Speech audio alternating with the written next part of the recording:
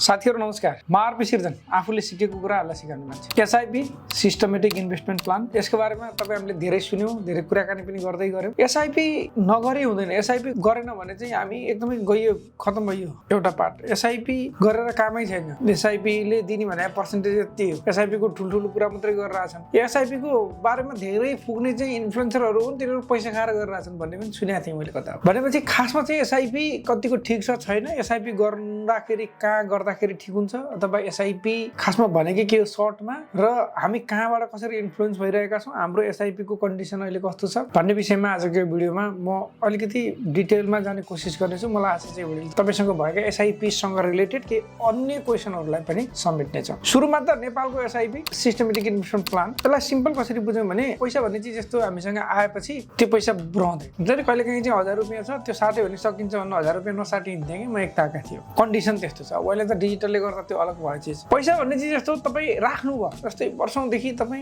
5000 रुपैयाँ कहीं राखिराख्नु भएको छ, हरेक महिना राख्नुहुन्छ या तपाईको अटोमेटिक गइराछ, तर त्यो थाहा पनि हुँदैन कि गइराछ।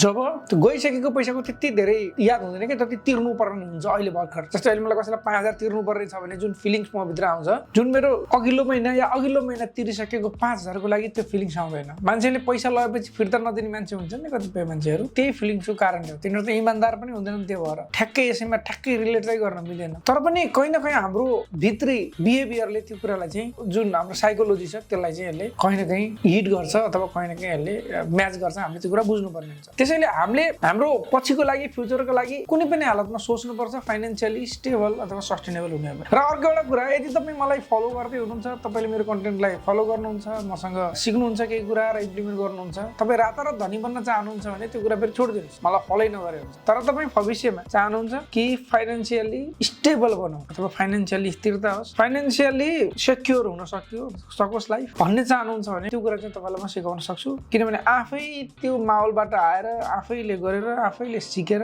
आफैले बुझेर, आफैले प्र्याक्टिकल गरेर सबै चिज भइसकेपछि बल्ल म तपाईँलाई यी कुराहरू सिकाउँदैछु। र मैले जुन कुरा तपाईँलाई भन्छु मेरो एक्सपिरियन्सको आधारमा भनिरहेको हुन्छु। सिकेको कुरा हो भने पनि आफूले पहिला एक्सपेरिमेन्ट गरेर बल्ल तपाईँलाई त्यो कुरा पनि भन्छु। यसको मतलब यो हो कि तपाईँले त्यसमा यो मान्छेले भोगेको कुरा है भनेर ढुक्क चाहिँ हुन सक्नुहुन्छ। गफ धेरै भयो जस्तो लाग्यो तपाईँलाई, तर कहिलेकाहीँ चाहिँ यिनी गफ हुन् जसले चाहिँ हामीलाई एउटा बेस बनाउनमा मद्दत गर्छ। सुरुमा त एसआईपी तपाईँले बुझिसक्नु भएको छ। हरेक महिना हामीले एउटा निश्चित अमाउन्ट कसैलाई म्यानेज गरिदिन दिन्छौँ, उसले हाम्रो पैसालाई म्यानेज गरिदिन्छ, कहीँ लगानी गर्छ, त्यहाँबाट आएको प्रतिफललाई पनि फेरि त्यहीँ लगानी गरिदिन्छ र हाम्रो पैसा बढ्दै जान्छ। सिम्पली हो। तर त्यसले एउटा युनिट राखेको हुन्छ, त्यो युनिटको प्राइस हुन्छ।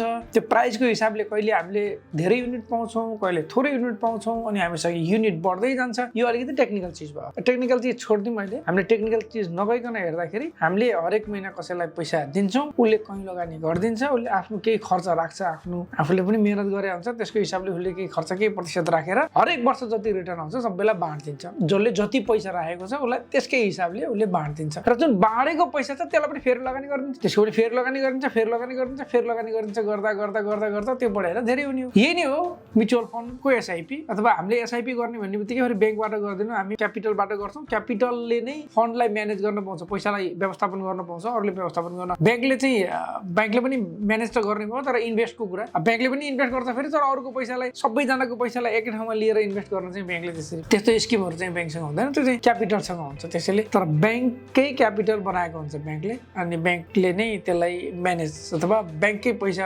क्यापिटलले ठुलो पैसा चाहिँ ब्याङ्कको युज पनि गर्छन्। त्यो चिज नि अलिकति टेक्निकलै भयो, त्योतिर नजाम होइन। हामीलाई त्यत्रो चिजहरू चाहिएन। हामीलाई के चाहियो, मैले हरेक महिना अहिले 5 वर्ष राख्छु, मैले 15 वर्ष राख्दा मलाई कति पैसा आउँछ भन भाइ। सिम्पली हिसाब त्यही हो। एउटा सबभन्दा पहिला त यसलाई बुझ्नुभन्दा पहिला हामीले कम्पाउन्डिङको पावर बुझ्नु पर्ने हुन्छ। कम्पाउन्डिङको पावर भनेको जस्तै हामीले राखेको पैसाको ब्याजको स्याजको प्याज भन्छ नि। हामीले आज पैसा राख्छौँ, त्यसले पैसा कमाउँछ, फेरि त्यसले पनि कमाउँछ, र त्यो बढ्दै जान्छ। त्यो हो मेन ग्रोथ हाम्रो पैसाको। मानव फर इक्जाम्पल तपाईँले आजको दिनमा 5000 रुपैयाँ हरेक महिना राख्नुभयो, कन्ट्रिब्युसन हरेक महिना 5000 गर्नु, आज 5000 राख्नुभयो र हरेक महिना 5000। हामी म्युचुअल फन्डहरू एसआईपी कुन राम्रो हुन्छ त्यो पनि यसमा तपाईँ देख्न सक्नुहुन्छ, हामी चेक गर्नेछौँ। अनि लेन्थ चाहिँ मैले 15 वर्षलाई राख्छु इस्टिमेटेड इन्ट्रेस्ट रेट मैले चाहिँ 10% राख्छु अब अर्को एउटा कुरा चाहिँ हामी इन्फ्लुएन्स छौँ इन्डियाको मार्केटबाट इन्डियाले जुन रिटर्न दिइरहेको हुन्छ त्यो रिटर्न हाम्रो मार्केटले दिया छैन र मलाई लाग्दैन कि त्यही रिटर्न भोलिका दिनमा दिन सक्छ कि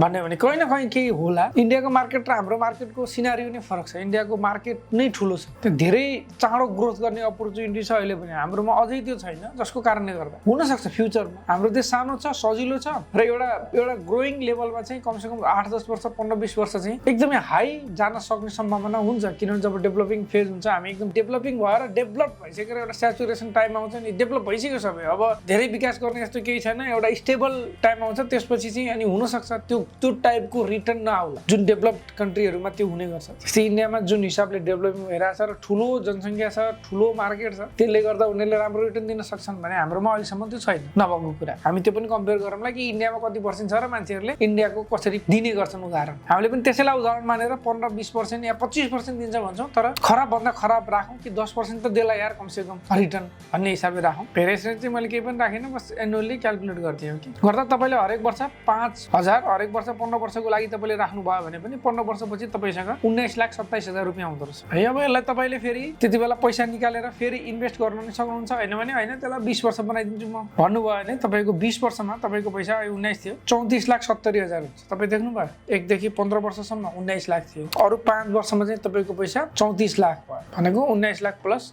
बाँकी त्यो पैसा 34 भनेपछि 15 लाख बढ्यो 5 वर्षमा तर त्यति बेलाको पैसा त होइन यो त पहिलाको पैसा हो त्यसैले एसआइपी भनेको जहिले सुकै हिजोको आज रिटर्न दिने आजको भोलि रिटर्न दिने होइन एसआइपी भनेको लामो समयको एउटा घोडा हो लङ रेसको घोडा हो त्यो धेरै लामो जान्छ र धेरै लामो समयपछि बल्ल त्यसले रिटर्न दिन्छ हामी आजको भोलि भोलिको पर्सि एक्सपेक्ट गरेर बस्यौँ भने दुखी हुन्छौँ त्यो हेर्ने पनि होइन पैसा हाल्ने सक्यो बिर्सिने खलास सबै चिजहरू हामी तपाईँलाई जति कुरा भन्न चाहन्छौँ नि एसआइपी एसएसएफ सिआइटी अनि अरू धेरै जति पनि हामीले यो टाइपको इन्भेस्टमेन्टहरू गरेर हुन्छौँ यसमा चाहिँ त्यही अब हामी फेरि अब सेयरको सेकेन्डरी मार्केटमा ट्रेडर बन्ने हो भने अलग कुरा होला त्यहाँबाट अझै धेरै रिटर्न लिन सकिएला तर त्यसको लागि अलि धेरै चाहिँ चाहिन्छ यहाँ र यहाँ पनि रिस्क टेकिङ क्यापेबिलिटी भन्छ हाम्रो मुटु दह्रो हुनुपर्छ त्यसको लागि सानातिना कुराले टेन्सन हुने मान्छेले चाहिँ गर्न सक्दैन अब हामी यही हेऱ्यो भने तपाईँले यो क्यालकुलेटरहरू युज गरेर हेर्न सक्नुहुन्छ जस्तै कि कति वर्षसम्म कसरी रिटर्न हुन्छ भनेर अब हामी लागौँ हाम्रा म्युचुअल फन्डहरू चाहिँ मैले सुरुमा एउटा म्युचुअल फन्ड उठाएँ सिद्धार्थ सिस्टमेटिक इन्भेस्टमेन्ट स्किम यसले हरेक वर्ष कति रिटर्न दिएछ यसले भर्खर सुरु भएको छ यसले अहिलेसम्म बोनसहरू अथवा इयरली दिएको छैन त्यसै गरी अर्को छ एनआइबिएल ग्रोथ फन्ड यसले 6.35% दिएको रहेछ डिभिडेन्ड मतलब यसको रिटर्न 6.35 भयो छ्याप्पै हेर्दाखेरि त यही हेरेर एसआइपीको पुरै परिभाषा गऱ्यो भने त फिक्समा राख्यो भयो नि त 7-8% त दिइरहेको थियो नर्मल हुन्छ अझ सहकारीमा राख्यो भने अझै दिन्छ होला जस्तो लाग्छ त्यतातिर मात्रै नजाउँ अर्को चाहिँ एनआइबिएल सहभागिता फन्ड यसमा चाहिँ सुरुमा 50% दिएछ सुरुमा भन्नाले 1778मा 78-79मा तपाईँको 72% दिएछ 79-80मा चाहिँ 4% दिएछ तपाईँको पैसाको रिटर्न है यो चाहिँ अब अर्को एनएमबी सरल यसमा चाहिँ तपाईँको छैन अहिले दिएर रहन्छ सानीमा इक्विटी फन्ड मैले यो देखाएँ मैले खोज्दाखेरि चाहिँ यो पनि ओपन इन्डी डोर भन्नु तर मैले खोज्दाखेरि यो ओपन इन्डी होइन यो चाहिँ क्लोज इन्डी डोर र यसले चाहिँ मलाई राम्रो दिएको थियो कि यस्तो चाहिँ यो बोनस रेट छ नि यो बोनस रेट ल अन्त सुरुमा 10 दियो त्यसपछि 7 दियो 33 दियो 22 दियो 18 दियो 15 दियो यो ठिक हो नि त एभरेजमा होइन यस्तो चाहिँ क्लोज भयो यो क्लोज हो भन्ने थाहा पाएँ मैले पछि यदि अरू केही जानकारी छ भने सेयर गर्नु होला यस्तो टाइपको ओपन इन्डी भयो भने चाहिँ बेटर यो सबभन्दा बेस्ट हुन सक्छ अब फेरि अर्को चाहिँ यहाँ एउटा एनआइसिएसिया डाइनामिक फन्ड यो चाहिँ तपाईँको यसले 10% दिएको छ एक वर्ष 6% दिएछ अब यिनीहरूको यत्रो फ्लक्चुएसन छ यिनीहरूमा हेर्नु त 4% दियो 50 दियो 7.2 दियो 4 दियो यसको चाहिँ यत्रो छ यसको चाहिँ किन लगभग इक्वल होला त भन्दाखेरि चाहिँ यसको डेब्ट फन्ड र सायद नेपालमा एउटा मात्रै डेब्ट फन्ड होला अहिलेसम्म अर्को कुनै छ भने सेयर गर्नु होला जसले चाहिँ ऋणमा लगानी गरेको यसले चाहिँ इक्विटी र ऋणमा लगानी गरिन्छ अब हामीले यसको बारेमा डिटेल एउटा एसआइपी को कोर्स नै बनाएका छौँ त्यसमा चाहिँ फन्डहरू कति प्रकारका हुन्छन् नेपालमा कुन अभाइलेबल छन् लगायतका सबै चिजहरू हामीले सेयर गरेका छौँ रिस्क फ्याक्टरहरू कस्तो हुन्छ के हुन्छ एभ्रिथिङ सबै छ त्यसमा त्यो तपाईँ कोर्स लिन चाहनुहुन्छ भने आसपासमा कतै नम्बर छ अथवा भने हामी लिङ्क राख्छौँ लिङ्कमा गएर तपाईँले डाइरेक्ट कोर्स लिन सक्नुहुन्छ र यदि कहिले कसैले कोर्स लिनुभयो भने तपाईँलाई एसआइपी इनरोलमेन्टमा पनि इनरोल गर्नलाई तपाईँको मन्थली पेमेन्ट गर्नको लागि पनि सिस्टम बनाइदिने काम चाहिँ वे टु सक्सेसले तपाईँलाई गर्ने गर्छ त्यसैले म तपाईँलाई भिडियो बनाउँदाखेरि कहिले पनि केही पनि कुनै बायस भएर बनाए जस्तो लाग्छ तपाईँलाई बनाउँदैन मैले कसैले पैसा लिएन मलाई किन बायस हुनुहोस् यो गर्नुहोस् यो नगर्नुहोस् यो गर्नुहोस् ऊ गर्नुहोस् भन्ने छैन तर यदि हामीले सर्भिस दिँदैछौँ भने तपाईँले हामीसँग सर्भिस लिनुहुन्छ हामीले त्यसको केही चार्ज दिन्छौँ किनभने मैले दिने होइन डाइरेक्टली हाम्रो सक्सेसको एउटा टिम छ त्यसले तपाईँलाई सर्भिस दिन्छ त्यो सर्भिस दिँदाखेरि डकुमेन्टेसनको लागि टाइम लाग्छ, त्यसपछि तपाईँलाई ट्रेनिङको लागि पनि टाइम लाग्छ। हामीले ट्रेनिङ दिन्छौँ, तपाईँलाई सिकाउँछौँ, सबै कुराहरू सिस्टम बनाइन्छौँ, त्यसको लागि केही नोमिनल फिस। हामीले त्यसमा सिआइटीलाई पनि एड गरेका छौँ एसआइपी भित्रको कोर्समा। हामीले त सिआइटीलाई पनि एज ए एसआइपी कन्सिडर गर्छौँ, गभर्मेन्टले दिएको एसआइपी भन्छु म चाहिँ त्यसलाई। त्यहाँ चाहिँ बुढेसकालको पेन्सन भन्ने पेन्सनवाला एउटा सिआइटीको छ, सिटिजन इन्भेस्टमेन्ट ट्रस्ट अथवा नागरिक ढकानीको, त्यसको पनि तपाईँले त्यो कोर्सभित्र कम्प्लिमेन्ट्री अथवा फ्रीमा पाउनुहुन्छ र त्यसको लागि पनि सपोर्ट पाउनुहुन्छ एकदम मिनिमल फीमा। अब एउटा कुरा, अब हामीले तपाईँलाई एसआइपी रजिस्ट्रेसन गर्नलाई कुनै एउटाको लागि सजेस्ट गर्ने अथवा सहयोग गर्ने किन गर्न सक्छौँ एउटा दुइटाको लागि भने हाम्रो हिसाबमा हाम्रा साथीहरूको लागि त्यो फन्ड बेस्ट हुन सक्छ। किन भन्दाखेरि चाहिँ त्यो हाम्रा साथीहरू कुन लेभलबाट आउनुभएको, उहाँको रिस्क टेकिङ क्यापेबिलिटी अथवा क्यापेसिटी रिस्कलाई वहन गर्ने सक्ने क्षमता कतिको छ, कतिको उहाँको पैसा कतिको रिस्क र कतिको रिटर्नमा हामी फोकस गर्न सक्छौँ भन्ने हिसाबले उहाँलाई हामी सजेस्ट गर्छौँ। यदि उहाँले त्यसमा होइन मैले चाहिँ यसमा भएन म अरूमा गर्छु भन्नुहुन्छ भने हामी अरूको लागि पनि उहाँलाई यो भन्दैनौँ कि तपाईँले होइन यसैमा गर्नुपर्छ भन्ने चाहिँ हामी कहिल्यै भन्दैनौँ। त्यसैले हामी तपाईँलाई सिकाउँछौँ, मेन कुरा हाम्रो कुरा सिकाउने हो र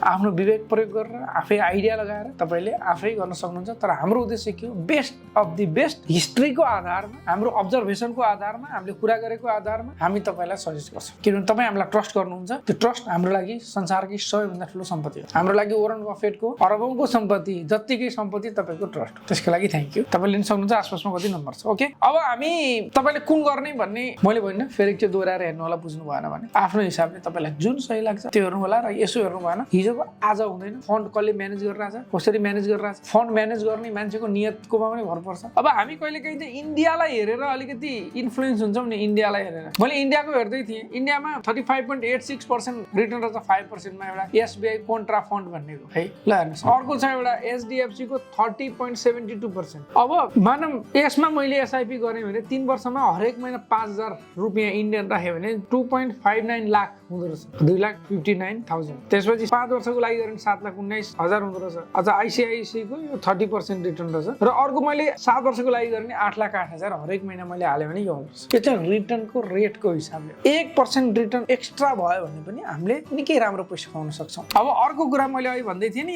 यहाँ हामीले क्यालकुलेट गर्दै थियौँ। जस्तै अहिले हामी 10%मा जाँदाखेरि 34,70,000 भयो। 20 वर्षको लागि 5,000 हरेक महिना राखेर तपाईँ मानिलिनुहोस् 10% नभएर हरेक वर्ष 20% रिटर्न भयो, 20% तपाईँले कमाउनु भयो भने तपाईँको पैसा कहाँ पुग्छ हेर्नुहोस्, 1,13,92,000 भयो। सेम पैसा राख्नु भयो, सेम वर्षको लागि रिटर्न मात्रै फरक छ। खैर ठिकै छ, 10% होइन 11% भयो। 11% 34 लाख थियो 38 लाख भयो। 1% एक्स्ट्रा रिटर्न आउँदाखेरि तपाईँले 20 वर्षमा पैसा लिँदा 10% को हिसाबले लिँदा 34 लाख लिनुहुन्थ्यो भने 11% मात्रै हुँदा 38 लाख भयो। यसको ठुलो उदाहरण कम्पाउन्डिङको कारणले हो। यसको ठुलो उदाहरण चाहिँ हामी वरन बफेटलाई हेर्न सक्छौँ। वरन बफेटको मैले यसो लिस्ट निकाल्दै थिएँ। वरन बफेटको एज र वरन बफेटको सम्पत्ति 14 वर्षको हुँदा 5 लाख रहेछ, 21 वर्षको हुँदा 20 लाख रहेछ, 26 वर्षको हुँदा $1,40,000 है, यो सबै रहेछ। उहाँ 35 वर्षको हुँदा 7 मिलियन, 35 देखि तपाईँको 37 2 वर्षमा 3 मिलियन सम्पत्ति बढेछ। त्यसपछि अरू 2 वर्षमा 3 मिलियनबाट फेरि 15 मिलियन सम्पत्ति बढेछ। र उहाँ 52 वर्षको उमेरसम्म पनि मिलियन नै छ, 53 वर्षको उमेरमा नै उहाँको पैसा मिलियन नै छ। र उहाँलाई बिलियन पुग्नको लागि 56 इयर लागेछ। मतलब 56 वर्षमा चाहिँ वरन बफेटको पैसाले बिलियन बनायो। अब हेर्नुहोस्, तपाईँ 56 वर्षमा 1.4 बिलियन भएको मान्छे 57-58 अरू 2 वर्षमा 2.3 बिलियन भयो भनेको एउटा मान्छेलाई एउटा बिलियन बनाउनको लागि पुरै 56 वर्ष लाग्यो भने त्यसको अर्को बिलियन थप्नको लागि जम्मा 2 वर्ष लाग्यो। यो तपाईँको पैसाको कम्पाउन्डिङको पावर। र अहिले त 157 बिलियन रहेछ बुढासँग पैसा। बुढेसकालमा पैसा यो उदाहरण मैले किन दिएँ भने यो उदाहरण यदि हामी बिजनेसको कुरा गर्दै थियौँ भने बिजनेससँग रिलेटेड उदाहरण हुन्थ्यो होला, हामी इन्भेस्टमेन्टसँग रिलेटेड कुराकानी गर्दै थियौँ र मैले यो उदाहरण तपाईँहरूसँग प्रस्तुत गरेँ। मलाई आशा छ एसआइपीसँग रिलेटेड यो भिडियोले तपाईँलाई कहीँ न कहीँ फाइदा पुग्छ होला र पुगे पनि होला। तपाईँहरूले केही डिसिजन लिन तपाईँलाई हेल्प पुग्नेछ। कुरो यति हो, एसआइपीले आजको भोलि रिटर्न दिँदैन। एसआइपी गर्नुहोस्, गर्नुपर्ने चिज हो। कहाँ गर्ने, कसरी गर्ने त्यो चाहिँ बुझ्नुपर्ने हुन्छ सबैभन्दा इम्पोर्टेन्ट। र एसआइपी तपाईँ आफ्नो पैसा आफै म्यानेज गर्न सक्नुहुन्छ, आफैले एसआइपी गर्न सक्नुहुन्छ, तपाईँ सेयर किनबेच गर्न सक्नुहुन्छ, राम्रो सेयर किनेर राख्न सक्नुहुन्छ, होल्ड गर्न सक्नुहुन्छ। तपाईँ केही होइन, केही गर्न सकिएन, मलाई अरू रिस्कै लिनु छैन जिन्दगीमा, फिक्स डिपोजिटमा राख्छु भने पनि तपाईँसँग यति डिसिप्लिन छ कि म फिक्समा राख्छु, हरेक वर्ष त्यसलाई फिक्सबाट निक्लने बेलामा नै निक्लेर जुन इन्ट्रेस्ट आएको हुन्छ त्यसलाई पनि मिसाएर राख्छु, ताकि त्यो फिक्सबाट आउने बित्तिकै निकालेर केही खर्च गर्दिनँ, केही किन्दिनँ, कोहीनिर कसैलाई दिन्न होइन। यो सबै आइडिया भयो भने चाहिँ कहीँ न कहीँ केही न केही हुन्छ। त्यसैले पैसा सेभ र इन्भेस्ट गर्ने कुरालाई चाहिँ मेन फोकस गरौँ। भिडियो हेरिदिनुको थ्याङ्क यू सो मच। आफ्नो ख्याल राख्नु होला। म आरपी सिर्जन, आफूले सिकेको कुराहरूलाई सिकाउने मान्छे। यो भिडियो राख्न चाहन्छु। नमस्कार।